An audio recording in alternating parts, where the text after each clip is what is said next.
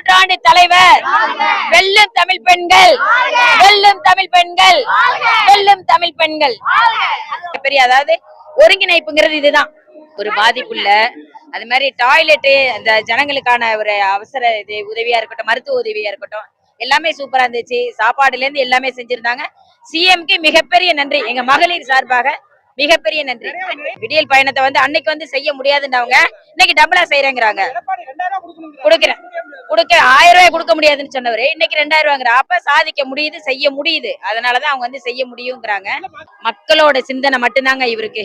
எவ்வளவு ஒரு இடர்பாடுகள் வந்தாலும், எத்தனை பேரை டார்கெட் பண்ணாலும் இவருக்கு மக்களுக்கு செய்யணும். அன்னையில இருந்து இன்னைக்கு வரைக்கும் பாதுகாப்பான அரசு யாருன்னு கேட்டா திமுக தான்.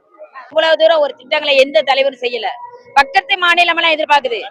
இப்ப நம்ம காலை உணவு திட்டத்தை எந்த மாநிலத்திலயும் இல்ல.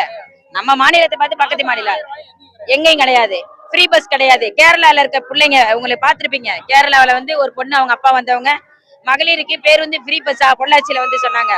அப்ப இந்த அளவுக்கு சாதனைகள் நிறைவேறப்போ மகளிருக்கான திட்டங்கள் செய்யறதுக்கு சிஎம் ரெடியா இருக்காரு. மகளிர் எங்களோட எப்பயுமே ஒத்துழைப்பு எப்பயுமே இருக்கும். அவர் ஒரு தந்தையா, ஒரு சகோதரனா, ஒரு பாதுகாவலரா இன்னைக்கு இருக்காரு. அதனால அவரோட திட்டங்கள் சிறப்பா சூப்பரா போயிட்டு இருக்கு. எல்லாரோட ஆதரவும் எப்பயுமே இருக்கும் நம்ம சிஎம்க்கு. சூப்பரா இருந்தது. நாங்க எதிர்பார்க்காத அளவுக்கு ரொம்ப பயங்கரமா